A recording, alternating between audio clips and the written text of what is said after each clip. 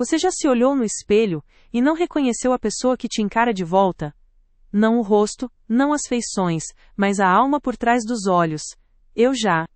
Por uma década, a mulher que me olhava do outro lado do vidro era uma estranha. Uma atriz em tempo integral, desempenhando o papel de sua vida em uma peça que ninguém estava aplaudindo. Esta é a história de como o palco desabou. É a história de como o palco das cinzas de um nós que nunca existiu de verdade, eu precisei reaprender a ser eu. É uma história sobre um pesadelo vivido em silêncio por 10 anos. E sobre o poder de uma única palavra, sussurrada diante do espelho que mudou absolutamente tudo. Basta. 10 anos. 365 dias multiplicados por 10. Mais os anos bissextos. Parece uma eternidade quando se vive um dia de cada vez, esperando por uma mudança que nunca chega. Meu casamento não era um campo de batalha com gritos e objetos quebrados. Quem dera fosse. A violência explícita, por mais terrível que seja, é visível. Ela deixa marcas que o mundo pode ver e a dor. O meu inferno era silencioso. Era um veneno lento administrado em doses diárias de indiferença. Eu me lembro do começo. Havia risadas, planos, a promessa de um futuro compartilhado. Mas em algum ponto do caminho a melodia se perdeu, e o que restou foi apenas o ruído branco da rotina. O bom dia se tornou um grunhido monossilábico. O como foi seu dia virou uma formalidade vazia, a resposta já esquecida antes mesmo de ser dita. Eu contava sobre uma conquista no trabalho e via seus olhos vidrados, distantes, já no celular ou na televisão. Eu era o som de fundo da vida dele. A casa que deveria ser nosso refúgio tornou-se meu cativeiro. Um lugar impecavelmente arrumado, com jantares servidos na hora certa e roupas sempre limpas. Eu me tornei uma administradora de um lar, não a parceira de uma vida. Cumpria minhas funções com uma eficiência robótica, porque era a única forma de obter um mínimo de aprovação, um aceno de cabeça que significava bom trabalho. Mas não havia calor, não havia cumplicidade. A solidão a dois é a mais cruel de todas, porque ela te lembra a cada segundo do que você não tem, bem ali, ao seu lado. O gaslighting era a arma mais sutil e devastadora. Não era um ataque direto, mas uma erosão constante da minha percepção. Você é muito sensível, ele dizia quando eu chorava por uma grosseria. Você está imaginando coisas, ele afirmava quando eu apontava a sua distância. Foi só uma brincadeira, você não tem senso de humor, era a desculpa para comentários que me diminuíam na frente de amigos. E eu, desesperada para acreditar que o problema não era o nosso amor moribundo, comecei a acreditar nele. O problema era eu. Eu era sensível demais, dramática demais, carente demais. Eu comecei a duvidar da minha própria mente, a questionar minhas próprias emoções. Eu me desculpava por sentir. Engolia o choro, forçava um sorriso e dizia a mim mesma para ser mais forte, mais compreensiva, menos eu. Meus sonhos foram os primeiros a serem sacrificados. Aquela viagem que eu queria fazer, o curso de cerâmica que me enchia os olhos, o livro que eu queria escrever, tudo foi colocado em uma caixa empoeirada no porão do meu coração, não porque ele me proibiu, mas porque não havia espaço para os meus desejos. Qualquer coisa que fosse só minha era vista como uma ameaça, um tempo roubado do nós. E eu, para evitar o conflito, para não balançar o barco frágil da nossa paz fabricada, desisti. Desisti de mim pedaço por pedaço, até que não sobrou quase nada. Eu me tornei um fantasma na minha própria vida. Flutuava pelos cômodos, invisível, inaudível. Minha voz era um eco que ninguém ouvia. Eu podia estar no meio de uma sala cheia de gente, ao lado dele, e me sentir a pessoa mais sozinha do mundo. Porque a pessoa que eu era de verdade estava trancada, amordaçada, esquecida. E a fachada? A fachada era perfeita. Para os amigos e a família, éramos o casal estável. O porto seguro. Ninguém imaginava o silêncio ensurdecedor que tomava conta do carro assim que nos despedíamos de todos. Ninguém via as noites em que eu dormia na beiradinha da cama, com medo de encostar em um corpo estranho que dividia o colchão comigo. A rotina era meu carrasco e meu único consolo. Acordar, preparar o café, trabalhar, cuidar da casa, preparar o jantar, assistir televisão em silêncio, dormir. Repetir. Cada dia era uma cópia do anterior, um borrão cinzento de autonegação. Eu me calava para não brigar, sorria para não chorar, aceitava para não ser abandonada. Mal sabia eu que já estava completamente e irremediavelmente sozinha. E então, veio aquela manhã. Não foi um dia especial. Não houve uma briga épica na noite anterior. Foi uma terça-feira comum, cinzenta como todas as outras. Eu levantei, fiz minha higiene matinal, e ao erguer os olhos para o espelho, eu congelei. A mulher que me encarava, eu não a conhecia. Seus olhos estavam fundos, opacos, desprovidos de qualquer brilho. Os ombros, curvados, como se carregassem o peso do mundo. Havia linhas de cansaço e tristeza ao redor da boca que tentava, sem sucesso, se curvar num sorriso. E foi ali, naquele instante de silêncio absoluto, que uma frase ecoou na minha mente, clara como um cristal: vivi um pesadelo por 10 anos calada. Não foi um pensamento, foi uma revelação. Uma sentença. Todo o esforço, toda a negação, toda a performance desabou. Eu vi a verdade, eu não estava em um casamento difícil. Eu estava em uma prisão, e a chave sempre esteve comigo. O basta não veio como um grito, veio como um sussurro, um sopro de vida no meio da asfixia. Foi a decisão mais aterradora, e ao mesmo tempo, a mais libertadora que já tomei. Naquele momento, diante do meu reflexo, eu escolhi a mim. Pela primeira vez em 10 anos, eu me escolhi. A conversa foi tão anticlimática quanto o resto do nosso relacionamento. Eu disse que queria o divórcio. Ele não gritou. Não implorou. Apenas me olhou com uma frieza calculada e disse: "Você tem certeza? Vai se arrepender." A falta de emoção dele foi a confirmação final de que eu estava fazendo a coisa certa. Não havia nada ali para ser salvo. Sair de casa com 2 malas foi como saltar de um penhasco sem saber se haveria água ou pedras lá embaixo. O alívio que eu esperava não veio de imediato. O que veio foi o caos. O julgamento velado dos amigos que diziam: "Mas vocês pareciam tão bem." A decepção na voz dos meus pais. A burocracia fria e impessoal dos advogados transformando uma década de vida em cláusulas e partilha de bens. E o silêncio. O silêncio do meu novo apartamento, um lugar pequeno e vazio. Era um silêncio diferente daquele da minha antiga casa. Lá, o silêncio era pesado, opressor, cheio de palavras não ditas. Aqui, ele era ensurdecedor, um vazio que ecoava a minha maior pergunta: e agora? Quem era eu sem o título de esposa? O que eu gostava de comer no café da manhã? Qual era minha música favorita? Qual filme eu queria ver? Por 10 anos, minhas respostas para essas perguntas foram moldadas por outra pessoa. Eu comia o que ele gostava, ouvia as músicas que ele escolhia. Assistia aos filmes que ele queria. Eu não tinha a menor ideia de quem eu era. As primeiras semanas foram um borrão de medo e solidão. O pesadelo do casamento foi substituído pelo pavor do vazio. Chorei por hora a fio. Tive crises de ansiedade, pensando que tinha cometido o maior erro da minha vida. A liberdade que eu tanto almejei parecia assustadora. Era mais fácil viver na prisão conhecida do que desbravar essa selva desconhecida de ser apenas eu. Foi então que a reconstrução começou, não com um grande gesto, mas com pequenos passos, quase imperceptíveis. O primeiro deles foi na cozinha. Eu sempre cozinhei para ele e para nós. Naquela noite, decidi cozinhar apenas para mim. Escolhi os ingredientes que eu amava, coloquei minha música para tocar bem alto e preparei um prato simples. Sentei-me à minha pequena mesa e, a cada garfada eu saboreava. Não era apenas comida, era um ato de autocuidado, de nutrição da alma. Eu estava, pela primeira vez, me alimentando de amor próprio. Depois veio a redescoberta. Lembrei-me de como eu amava pintar. Fui a uma loja de artigos de arte e comprei uma tela, pincéis e tintas. A primeira pincelada foi tímida, desajeitada. Mas, aos poucos, as cores começaram a fluir. Pintei por horas, sem me preocupar se estava bom ou ruim. Eu só sentia a alegria pura e simples de criar algo que era só meu. A tela em branco era como a minha vida, assustadora, mas cheia de possibilidades. Comecei a terapia. Falar sobre aqueles 10 anos em voz alta foi como abrir uma ferida para que ela pudesse finalmente cicatrizar. Desatei os nós da culpa que eu carregava, a crença de que eu havia falhado. Minha terapeuta me ajudou a entender que eu não falhei. Eu sobrevivi. E que a minha sensibilidade não era uma fraqueza, mas uma força. Era minha alma me dizendo que algo estava terrivelmente errado.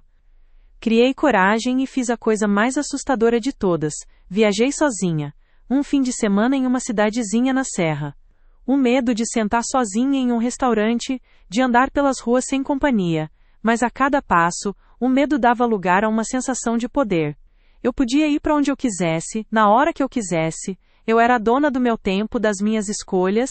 Naquela viagem, eu descobri que a minha própria companhia era, na verdade, maravilhosa. Aos poucos, uma nova rede de apoio se formou ao meu redor. Amigos que se afastaram durante meu casamento reapareceram. Fiz novas amizades, pessoas que me conheceram como eu sou agora, uma mulher inteira, não a metade de um casal. Eram relações baseadas em afeto genuíno, em troca, em admiração mútua. Eu aprendi que o amor pode vir de muitos lugares, e que a amizade verdadeira é um dos seus portos mais seguros. O tempo foi passando. Meses se tornaram 1 ano, depois 2. O apartamento vazio se encheu de vida. Minhas pinturas nas paredes, meus livros nas estantes, o cheiro do meu café pela manhã. Aquele lugar se tornou um lar, o meu lar. O silêncio já não era ensurdecedor, era pacífico, era o som da minha liberdade. O clímax da minha jornada não foi encontrar um novo amor. Tive encontros, conheci pessoas, mas percebi que o grande amor que eu precisava encontrar era o meu. O verdadeiro ponto de virada foi um dia bem parecido com aquele outro, em frente ao espelho. Mas desta vez, a mulher que me encarou era diferente. Seus olhos brilhavam.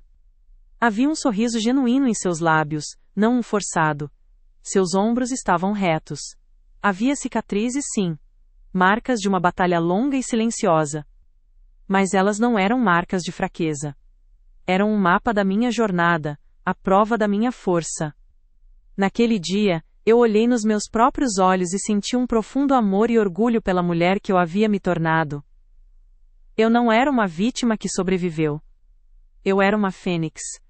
As cinzas do meu casamento não foram o meu fim, foram o solo fértil de onde eu renasci. Hoje, eu me priorizo. Eu conheço o meu valor.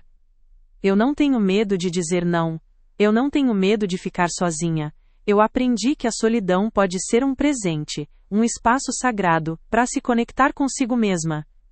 A jornada foi longa, dolorosa e, por vezes, aterrorizante. Mas cada lágrima, cada passo no escuro valeu a pena. Porque no final do caminho, eu não encontrei um príncipe encantado ou um final de conto de fadas. Eu encontrei algo muito mais precioso. Eu encontrei a mim mesma. Eu voltei para casa. E a minha casa, hoje, sou eu. Se você está em um lugar escuro, se a sua voz se perdeu e você não se reconhece mais no espelho, saiba disto. A força para mudar não está lá fora. Ela está aí dentro, esperando por um sussurro. O basta mais importante não é aquele que dizemos para o outro, mas aquele que dizemos para a voz dentro de nós que insiste em nos convencer de que merecemos menos do que a felicidade plena. Quebrar dói, recomeçar assusta, mas permanecer onde a sua alma não pode respirar é uma morte lenta. Permita-se quebrar, permita-se sentir a dor. E então, com toda a coragem que você conseguir reunir, comece a juntar os seus pedaços. Você vai descobrir que pode se reconstruir em uma versão mais forte, mais sábia, mais autêntica e inabalável de si mesma. Você vai descobrir que, das cinzas, é possível renascer. Toda grande história de desmoronamento começa com uma fundação que parecia inabalável. A minha não foi diferente. Antes do silêncio, havia som. Antes do cinza, havia uma explosão de cores, e antes de me tornar um fantasma, eu me senti a pessoa mais vista do mundo. Para entender a profundidade do abismo, é preciso primeiro visitar o topo da montanha de onde eu caí. Nos conhecemos em uma livraria. Uma daquelas pequenas de bairro com um chão de madeira que rangia e um cheiro delicioso de papel antigo misturado com café passado. Eu era uma versão mais jovem de mim, com menos linhas de preocupação no rosto, e um coração absurdamente cheio de esperança. Eu procurava por um livro de poesia, um refúgio para uma tarde chuvosa, e foi quando minha mão tocou a dele, ambos buscando o mesmo exemplar surrado na última prateleira. A minha primeira impressão não foi de um amor arrebatador, como nos filmes. Foi algo mais sutil, mais profundo. Foi o jeito que ele sorriu quando nossas mãos se tocaram. Não um sorriso largo, mas um curvar de lábios genuíno, que alcançou seus olhos. E os olhos dele. Ah, os olhos dele. Naquela época, eles eram atentos. Tinham uma intensidade que me fez sentir como se, naquele instante, em meio a milhares de livros e histórias, a única que importava para ele era a minha. Ele não era o homem mais bonito do lugar, não tinha uma beleza de capa de revista, a atração que senti foi por sua presença. Ele me convidou para um café ali mesmo, na pequena cafeteria da livraria, e nós conversamos por horas. Ele era inteligente, tinha um humor rápido e uma curiosidade que parecia insaciável. Mas o que me cativou, o que me fez baixar todas as minhas guardas foi que ele escutava, de verdade.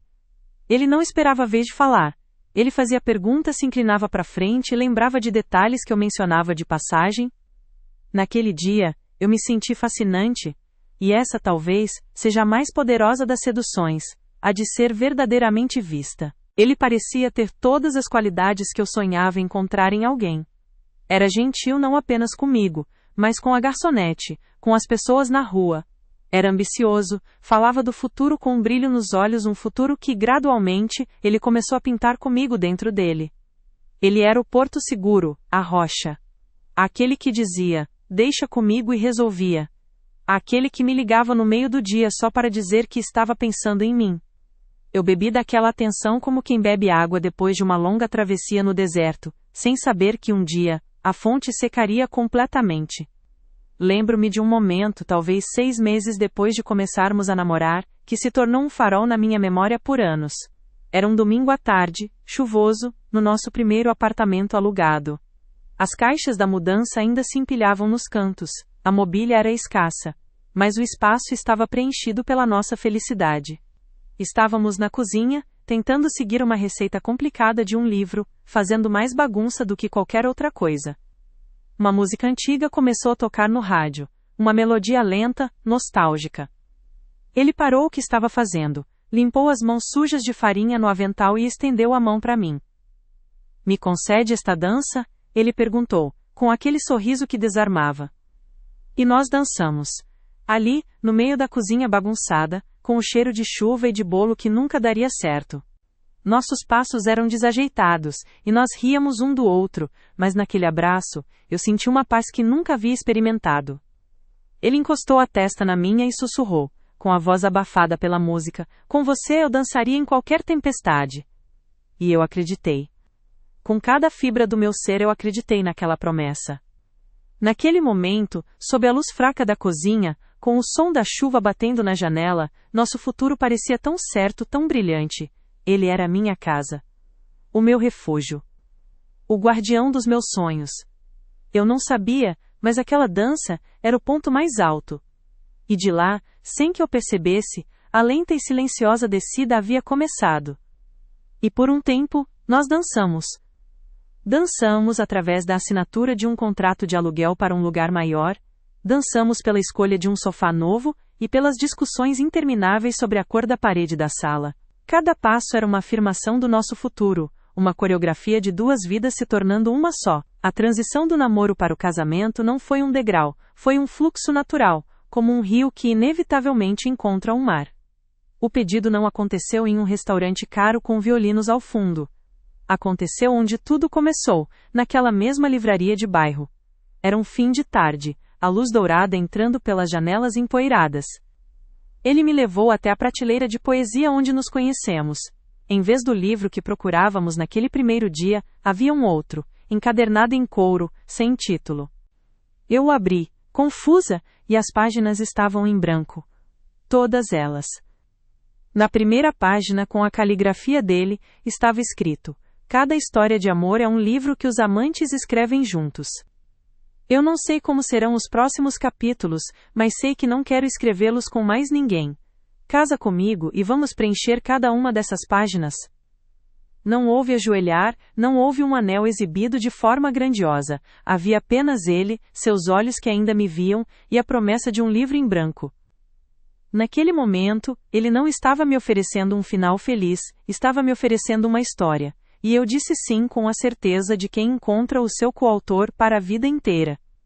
Nossos primeiros anos de casados foram a materialização daquela promessa. Compramos nossa primeira casa, um lugar pequeno que precisava de muito trabalho mas que era nosso. Lembro-me do cheiro de tinta fresca misturado com o de pizza, nosso jantar por semanas a fio, enquanto pintávamos as paredes até tarde da noite. Nossas risadas ecoavam nos cômodos vazios, que aos poucos fomos preenchendo com móveis, com planos, com vida.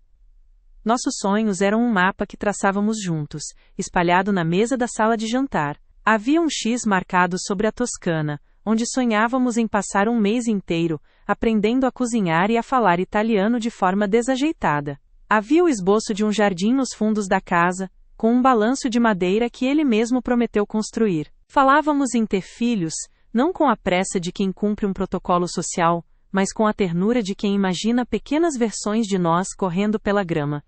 Ele era o meu maior incentivador. Eu trabalhava em uma pequena agência de marketing e sonhava em ter meu próprio projeto. Ele passava noites em claro me ajudando a montar planos de negócios, lia meus textos, me dava ideias. Ele acreditava em mim com uma força que muitas vezes eu mesma não tinha. Você é brilhante, ele dizia. O mundo só precisa descobrir isso. E eu me sentia brilhante. A felicidade não era feita de grandes eventos, mas de uma coleção de pequenos momentos que juntos formavam um mosaico de amor genuíno. Era acordar com o cheiro de café que ele tinha acabado de passar. Era a forma como ele segurava minha mão no cinema, com o polegar fazendo um carinho suave nas minhas costas. Era o bilhete que eu encontrava na porta da geladeira em um dia difícil com um simples, "Você consegue, te amo." E então, houve o auge. O momento que, por anos, eu guardei como a prova irrefutável do nosso amor. Aquele que eu revisitava nas noites de silêncio para me convencer de que tudo ficaria bem. Eu fui convidada para dar uma pequena palestra em um evento da minha área. Era algo pequeno, uma mesa redonda, mas para mim, era o Everest. O medo de falar em público me paralisava. Na semana anterior, eu mal dormi. Pensei em desistir dezenas de vezes, ele não me deixou. Ele me ouviu ensaiar o discurso até que as palavras perdessem o sentido. Ele cronometrou, deu sugestões, e na manhã do evento, quando eu estava à beira de uma crise de pânico, ele segurou meu rosto entre as mãos e olhou fundo nos meus olhos. "Respire", ele disse, com uma calma que me ancorou. "Você não vai estar sozinha lá, eu vou estar na primeira fila. Procure por mim, fale para mim. Eu vou estar ouvindo cada palavra." E ele estava. Quando subi naquele palco, com as mãos trêmulas e o coração na garganta, meus olhos varreram a plateia, e o encontraram. Ele estava lá, na primeira fila, exatamente como prometeu. Ele não estava no celular, não olhava para os lados, seus olhos estavam fixos em mim. E ele sorriu. Aquele mesmo sorriso da livraria, um sorriso que dizia: "Eu estou aqui, eu te vejo, eu acredito em você." Naquele instante o medo se dissipou. Eu falei. Falei com uma confiança que não sabia que possuía, cada frase era para ele. E quando terminei, e as pessoas aplaudiram, o único som que eu ouvia era o do meu coração se acalmando, em paz. Na volta para casa, o silêncio no carro era confortável, preenchido por uma alegria serena. Eu me virei para ele e disse: "Obrigada, eu não teria conseguido sem você." Ele pegou minha mão e a beijou. "Você está errada", ele respondeu, com a voz embargada de orgulho. "Você teria conseguido de qualquer jeito. Eu só tive o privilégio de assistir, você iluminou aquele lugar, eles não conseguiam tirar os olhos de você. E nem eu." Naquela noite, deitada em seus braços, eu me senti a mulher mais amada, mais segura e mais poderosa do mundo. Eu tinha um parceiro, um cúmplice, um fã. O livro da nossa vida estava sendo escrito com as mais belas palavras. O que eu não sabia, o que era impossível saber, é que estávamos chegando ao final do nosso melhor capítulo. E que, muito em breve, alguém silenciosamente começaria a arrancar as páginas. A retrospectiva é uma ferramenta traiçoeira. Ela nos faz procurar por um único momento, um marco, o epicentro do terremoto que viria a demolir tudo. Mas a verdade é que a destruição raramente começa com uma explosão. Ela começa com um tremor quase imperceptível. Uma rachadura fina no cristal que, se você não estiver prestando muita atenção, pode confundir com um fio de cabelo. O meu tremor teve nome e sobrenome, uma promoção no trabalho dele. A princípio nós celebramos. Foi a nossa última grande celebração, embora eu não soubesse disso na época. Abrimos um vinho caro, pedimos nossa comida favorita, E ele falou por horas sobre seus novos desafios, suas novas responsabilidades. E eu, como sempre, era sua maior fã, a presidente do seu fã-clube particular, aplaudindo cada palavra, cheia de orgulho. Ele merecia. Ele era brilhante. E eu acreditava que o sucesso dele era, por extensão, o nosso sucesso. Mas o sucesso tem um preço. E aos poucos eu comecei a entender que o preço era eu. As primeiras mudanças foram sutis, fáceis de justificar. As longas horas no escritório. As ligações que se estendiam pela noite, o cansaço que o fazia adormecer no sofá antes mesmo do jantar. É só uma fase de adaptação, eu dizia a mim mesma. Preciso ser compreensiva. Preciso apoiá-lo. E eu apoiei. Eu levava o jantar para ele no sofá, cobria-o com uma manta, e ia dormir sozinha na nossa cama, que de repente parecia grande e fria demais. Depois, o celular se tornou uma extensão do seu corpo. Na mesa do café da manhã, durante o jantar, na cama antes de dormir. Ele não estava mais ali, presente. Seu corpo estava, mas sua mente, sua atenção, estavam em outro lugar, em um mundo de e-mails e grupos de mensagens do qual eu não fazia parte. Quando eu tentava contar algo sobre o meu dia, ele levantava os olhos por um segundo, murmurava um UHUM e voltava para a tela brilhante. A sensação era de falar com uma parede. A mulher fascinante da livraria havia se tornado um ruído de fundo. O primeiro grande abalo sísmico, a primeira vez que a rachadura se tornou inegavelmente visível, foi no nosso aniversário de casamento, o 5º. Eu planejei tudo. Fiz uma reserva no nosso restaurante favorito, comprei um vestido novo, passei o dia ansiosa, com borboletas no estômago, como uma adolescente. Eu queria resgatar um pouco da nossa magia. Ele chegou em casa tarde, como sempre, entrou, jogou a pasta no sofá e afrouxou a gravata suspirando de cansaço. Eu apareci na sala, com o vestido, o cabelo arrumado, um sorriso que ia de orelha a orelha. Surpresa! Feliz aniversário, meu amor, nossa reserva é para as 9. Ele me olhou. Mas não me viu, o olhar dele passou por mim, vazio. Reserva? Hoje? Ah não, não vai dar. Estou exausto e tenho uma conference call com a equipe da Ásia em 1 hora. Podemos só pedir uma pizza? O meu sorriso congelou e se quebrou em 1000 pedaços. Eu senti o chão desaparecer sob os meus pés. Não foi a pizza, não foi o cansaço, foi a total e completa ausência de reconhecimento. Ele havia esquecido. Nosso dia. A data que ele havia tatuado em um livro em branco para mim. Eu senti as lágrimas subindo, um nó se formando na minha garganta. Você, esqueceu? Minha voz saiu como um sussurro fraco. E foi aí que a arma mais cruel foi disparada pela primeira vez. Esqueci? Claro que não. Eu só achei que você entenderia que esta semana está uma loucura. É só uma data, podemos comemorar no fim de semana. Não precisa fazer esse drama todo. Você é muito sensível. Eu. Era sensível demais.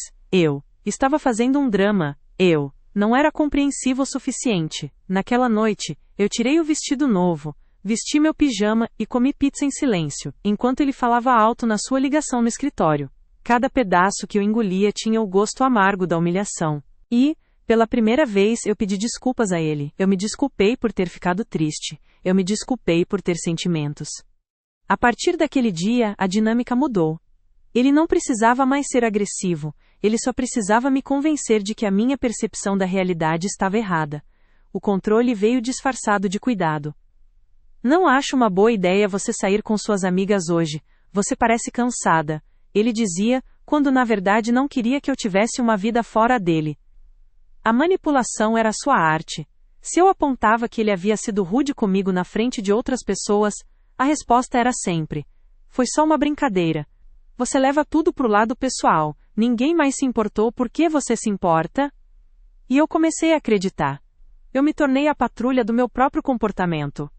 Eu me policiava para não ser sensível demais, para não fazer drama, para não levar as coisas para o lado pessoal. Eu me tornei uma versão editada e censurada de mim mesma para caber no pequeno espaço que ele me permitia ocupar. Minhas opiniões se tornaram mais suaves, meus desejos, mais silenciosos. A traição, quando veio, não foi da forma que eu esperava. Não encontrei mensagens de outra mulher, batom na camisa ou desculpas esfarrapadas de viagens de negócios. Foi algo muito mais profundo e doloroso. Uma noite, Ele adormeceu no sofá com o notebook aberto no colo. Eu fui fechá-lo, e por um instante vi a tela. Era um grupo de conversa do trabalho. E ali, naquele pequeno retângulo de luz, eu vi o homem com quem eu havia me casado. Ele era engraçado. Contava piadas, usava emojis, compartilhava links de artigos interessantes. Ele organizava um happy hour, elogiava o projeto de uma colega, dava conselhos a um estagiário. Ele era charmoso, engajado, vibrante. Ele era a pessoa que eu conheci na livraria. A pessoa que havia desaparecido da minha vida, mas que existia em plena glória para todos os outros. Aquela descoberta foi como uma facada. Ele não havia mudado. Ele não estava cansado demais para a vida. Ele estava cansado demais para mim asterisco. A energia, o carisma, a atenção, nada disso tinha morrido. Ele apenas havia escolhido direcionar tudo para fora da nossa casa. Eu não era mais o seu palco principal. Eu era o camarim escuro e bagunçado onde ele descansava entre os espetáculos. A confusão deu lugar a uma tristeza oca, um luto por alguém que ainda estava vivo e dormindo a poucos metros de mim. Eu entendi, naquela noite, que a indiferença dele não era um sintoma de estresse. Era uma escolha. Diariamente ele escolhia não me ver, não me ouvir, não me ouvir, não me amar. A pá de cal final veio meses depois. Estávamos planejando nossas férias de fim de ano, e eu, com um fio de esperança teimosa, sugeri: e se finalmente fizéssemos aquela viagem? A Toscana. Nosso sonho. Eu esperava uma desculpa, um adiamento. Mas o que recebi foi um olhar frio, quase de desdém. Ele fechou o notebook com força. Toscana? Você pode ser um pouco mais realista? Eu não tenho um mês para ficar aprendendo a fazer macarrão. Tenho uma carreira para construir. Essa sua ideia é completamente fora da realidade. Minha ideia? A frase ecoou no silêncio da sala. Não era a minha ideia. Era o nosso mapa. Era o X que havíamos desenhado juntos na mesa da sala de jantar, anos atrás. Ele não estava apenas cancelando uma viagem. Ele estava pegando o livro da nossa história, aquele que ele mesmo me deu, e começando, friamente, a arrancar as páginas futuras. Ele estava me dizendo, sem palavras, que os sonhos que construímos juntos não tinham mais valor, que eu, e tudo o que eu representava, éramos um devaneio infantil, um obstáculo para sua vida realista. Naquela noite, eu não chorei, eu não briguei, eu apenas senti um frio profundo se instalar nos meus ossos. O tremor havia parado. A rachadura havia atravessado o cristal de ponta a ponta, e eu sabia com uma certeza aterrorizante que ele não ia apenas quebrar, ele ia se estilhaçar. O estilhaçar não foi um som, foi uma sensação. Um frio que começou na boca do estômago e se espalhou por todo o meu corpo. Aconteceu algumas semanas depois da noite em que ele assassinou a Toscana. Estávamos em um jantar na casa de amigos, era o nosso papel habitual, o casal perfeito. Ele, charmoso e eloquente, contando histórias do trabalho que faziam todos rirem. Eu, a esposa sorridente e solidária, acenando com a cabeça nos momentos certos, preenchendo seu copo de vinho, existindo como um acessório elegante ao seu lado. Em um determinado momento, eu me levantei para ajudar a anfitriã a trazer a sobremesa da cozinha. Ao passar por trás da cadeira dele, tropecei levemente em um tapete. Para me equilibrar, minha mão se apoiou em seu ombro, mas o copo de vinho tinto que eu segurava na outra mão virou. Não todo, mas o suficiente para criar uma mancha vermelha e chocante na manga de sua camisa branca impecável. O tempo parou. A sala ficou em silêncio por um milésimo de segundo. Todos os olhos se voltaram para nós. Senti meu rosto queimar de vergonha. Meu Deus, me desculpe. Eu sou tão desastrada, me perdoa, comecei a dizer, já pegando um guardanapo, em pânico. Ele não olhou para mim, ele nem sequer piscou na minha direção. Seu olhar continuou fixo no amigo com quem conversava. Com uma calma glacial, ele pegou seu próprio guardanapo, deu batidinhas leves na mancha e, sem alterar o tom de voz, continuou a frase de onde havia parado, como se eu fosse um mosquito irritante que ele acabara de espantar, como se eu não existisse. Ninguém disse nada, o constrangimento na sala era palpável. Nossa amiga rapidamente quebrou o silêncio dizendo, não se preocupe, isso sai, mas o estrago estava feito. E não era na camisa dele. Era em mim. Naquele gesto de completa e total anulação na frente de todos, eu entendi. Não era indiferença. Era desprezo. Eu não era mais uma pessoa para ele. Eu era um inconveniente. Um objeto que às vezes falhava. Na volta para casa, o silêncio no carro não era pesado. Era um vácuo, um buraco negro que sugava todo o ar. Eu não chorei. Eu não gritei. Eu apenas olhava pela janela, vendo as luzes da cidade passarem como borrões, e sentia a decisão se solidificar dentro de mim. Não como uma escolha, mas como a única conclusão lógica para uma equação que já estava resolvida há muito tempo. Chegamos em casa. Ele foi direto para o quarto, tirou a camisa manchada e a jogou no cesto de roupa suja como se me desse uma ordem silenciosa. Eu fiquei parada na sala escura. Esperei que ele saísse do banho e vestisse o pijama. Quando ele entrou na sala para pegar um copo de água, eu estava lá, no mesmo lugar. Eu quero o divórcio. As palavras saíram da minha boca com uma calma que me assustou. Não havia tremor na minha voz, não havia hesitação. Havia apenas a verdade, nua e crua, finalmente libertada. Ele parou, me olhou pela primeira vez naquela noite, de verdade, mas não havia surpresa em seus olhos. Havia irritação, como se eu tivesse acabado de derramar vinho em outra camisa. Ele deu um suspiro longo e cansado, o suspiro de quem está lidando com uma criança birrenta. Não comece com isso agora. Já tivemos uma noite longa, ele disse, descartando minhas palavras como se fossem um delírio. Eu não estou começando nada, eu respondi ainda no mesmo tom. Estou terminando, eu quero o divórcio. Foi então que ele percebeu que não era um drama. Que não era uma ameaça vazia. A irritação em seu rosto deu lugar a uma frieza calculada. Ele se encostou no balcão da cozinha, cruzou os braços e me analisou como se eu fosse um problema de negócios a ser resolvido. Você tem certeza? Ele perguntou. E naquelas 3 palavras eu ouvi tudo. Não havia, por quê? Não havia o que eu fiz de errado?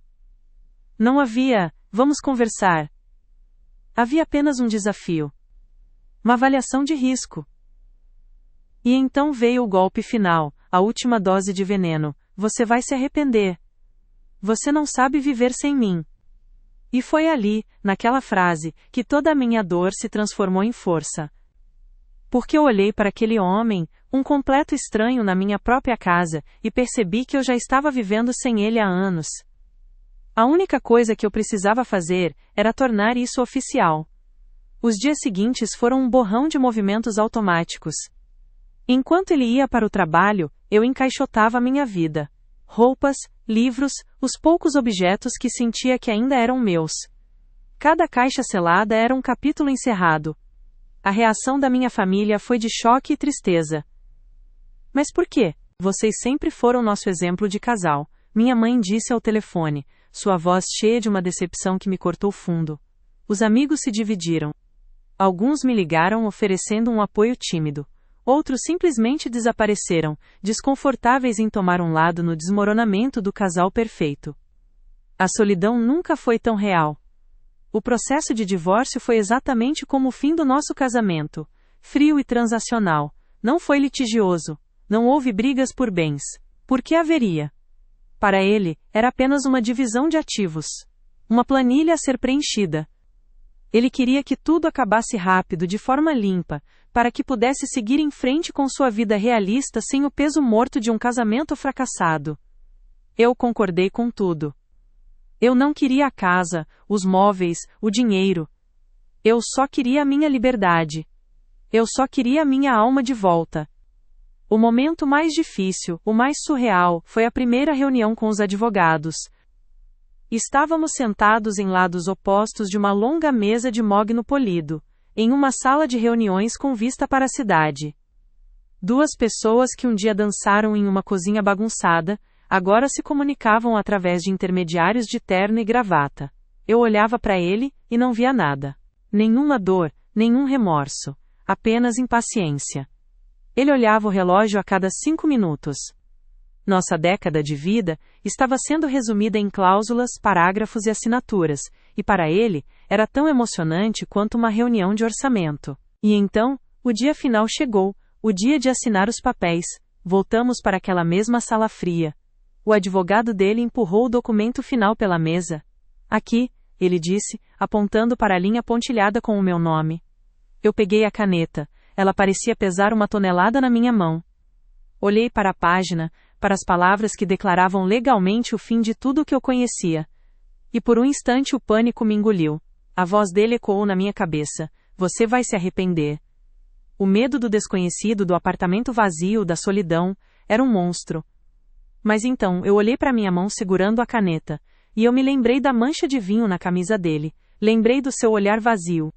Lembrei do livro em branco que ele nunca teve a intenção de preencher. Lembrei da mulher no espelho, com os olhos mortos, e eu soube o que precisava fazer. O som da ponta da caneta no papel foi o som mais alto que eu já ouvi. Um rasgo, um corte, uma libertação. Eu assinei meu nome. E ao levantar os olhos encontrei os dele. Pela primeira vez em muito tempo, ele me olhava, e eu não desviei o olhar. Naquele momento, eu não senti alívio, não senti alegria. Eu senti uma tristeza profunda e avassaladora.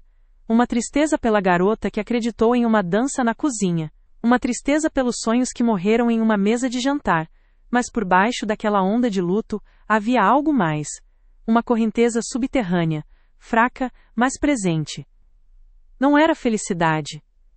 Era esperança. A esperança assustadora e vertiginosa de uma página em branco. Desta vez uma página que seria só minha. Sair daquela sala de reuniões foi como emergir de um mergulho profundo. O primeiro hausto de ar não foi de alívio, mas de dor, como quando a água gelada invade os pulmões. A liberdade que eu imaginava ter o sabor doce da vitória, tinha na verdade o gosto metálico do medo. Os primeiros meses foram um luto. Um luto denso, quase palpável. Eu não estava de luto pelo homem que ele havia se tornado, mas pelo homem que eu conheci na livraria. Estava de luto pela mulher que eu fui, cheia de esperança e de sonhos compartilhados que agora jaziam em um cemitério de memórias. O silêncio do meu novo apartamento era um personagem. Nos primeiros dias, ele era um inimigo, gritava a minha solidão em cada canto vazio. Eu acordava no meio da noite com o coração disparado, procurando por um corpo ao meu lado na cama que já não estava lá. Por hábito eu cozinhava para 2, e o prato extra na mesa era uma acusação silenciosa. Chorei por dias. Um choro de exaustão, de purificação. Eu estava lavando 10 anos de palavras não ditas, de sentimentos engolidos. Mas, em meio a esse nevoeiro de dor, pequenos raios de sol começaram a aparecer. O primeiro foi a cor de uma parede. Eu sempre quis pintar a parede da sala de um azul profundo, a cor do céu noturno. Ele sempre disse que era uma cor deprimente. Em uma tarde de sábado, impulsionada por uma força que não sei de onde veio, eu fui a uma loja de tintas. Passei o fim de semana inteiro pintando. Com cada pincelada, eu sentia que não estava apenas colorindo uma parede, eu estava reivindicando o meu espaço, a minha voz, o meu gosto. Ao final, exausta e coberta de tinta, eu sentei no chão e olhei para a minha parede azul. E eu sorri. Um sorriso de verdade. Foi a primeira fresta de liberdade. A terapia foi a minha bússola nessa jornada. Foi lá que eu aprendi a nomear os monstros. O que eu chamava de cuidado era controle. O que eu chamava de brincadeira era humilhação. O que eu chamava de sensibilidade era, na verdade, a minha intuição gritando. Falar em voz alta, para alguém que me ouvia sem julgamento, foi como desfazer os nós que eu tinha na garganta há uma década. Eu reaprendi a confiar em mim mesma, a validar os meus próprios sentimentos. Retomei a pintura, meu velho amor abandonado. Minhas primeiras telas eram escuras, cheias de formas abstratas e raiva. Mas, com o tempo, as cores começaram a aparecer. Amarelos, laranjas, verdes. Eu não pintava para criar obras de arte, eu pintava para me curar. Cada tela era uma página do meu diário, um pedaço da minha alma que eu estava resgatando. Reconectei-me com amigos que a vida de casada havia me afastado. O primeiro café foi constrangedor, eu não sabia o que dizer. Mas então, uma amiga segurou minha mão e disse, eu senti sua falta, e as comportas se abriram. Eu contei tudo. E eles me ouviram. Me acolheram. Me lembraram de quem eu era antes de me tornar um eco. A risada genuína, compartilhada com quem te ama de verdade, é um dos remédios mais poderosos que existem. Hoje, A minha vida não tem nada de espetacular aos olhos do mundo, mas para mim, ela é um milagre diário. Eu moro no mesmo apartamento, mas ele não é mais vazio. Ele é preenchido pelas minhas pinturas nas paredes, pelos meus livros que transbordam das prateleiras, pelo cheiro do meu café pela manhã, e pelas plantas que eu finalmente consigo manter vivas. Minha rotina é guiada pela minha própria vontade.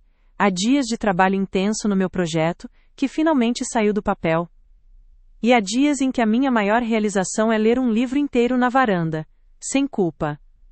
A mulher que eu sou hoje entende que a sua sensibilidade não é uma fraqueza, é a sua maior força, é o seu radar para a verdade. Eu aprendi que o amor verdadeiro não te pede para ser menor para que o outro possa parecer maior. O amor verdadeiro te rega, te dá sol, e torce para que você cresça até alcançar o céu. Aprendi que a solidão e o estar só são coisas completamente diferentes. Eu amo a minha própria companhia. Perdoar foi o passo mais difícil. Por muito tempo, eu carreguei a raiva como um escudo. Mas a raiva é um veneno que a gente toma esperando que o outro morra. Um dia, na terapia, eu entendi. Perdoar não era sobre ele. Não era absolvê-lo ou dizer que o que ele fez foi certo. Perdoar foi um ato de egoísmo. Foi o presente que eu dei a mim mesma. Foi soltar a âncora que me mantinha presa àquele passado de dor. Eu o perdoei não porque ele merecia, mas porque eu merecia a paz. Quanto ao futuro, eu não o planejo com a ânsia de antes, eu o recebo. Estou aberta ao amor? Sim. Mas eu não o procuro como quem procura a metade que falta. Porque eu não sou uma metade, eu sou inteira. O amor, se vier, terá que ser um encontro de dois universos inteiros, que escolhem orbitar juntos por um tempo, sem que um precise apagar o brilho do outro. Outro dia, me peguei dançando na cozinha, sozinha. Uma música qualquer tocava no rádio, e eu estava preparando meu jantar. Meus pés se moveram sem que eu percebesse. E eu ri. Uma risada alta, livre. Naquele momento, eu pensei naquela outra dança, na cozinha bagunçada, anos atrás. A promessa de dançar em qualquer tempestade. E eu percebi. A tempestade veio, e eu não apenas dancei, eu aprendi a ser a minha própria música. E essa é uma melodia que ninguém nunca mais poderá silenciar.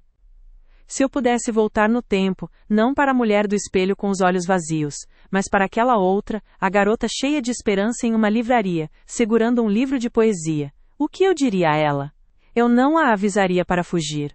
Eu não destruiria a beleza daquela dança na cozinha, porque cada passo daquela jornada, por mais doloroso que tenha sido, me esculpiu na mulher que sou hoje, mas eu me aproximaria dela, gentilmente, e sussurraria em seu ouvido: querida, preste atenção.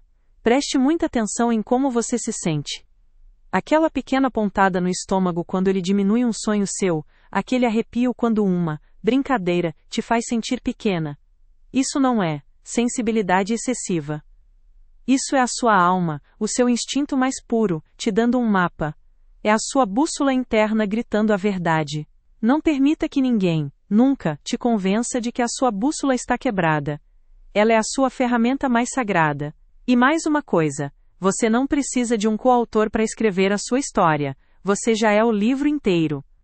E para você que talvez esteja me ouvindo agora, sentada no silêncio de um carro depois de mais uma noite de sorrisos falsos.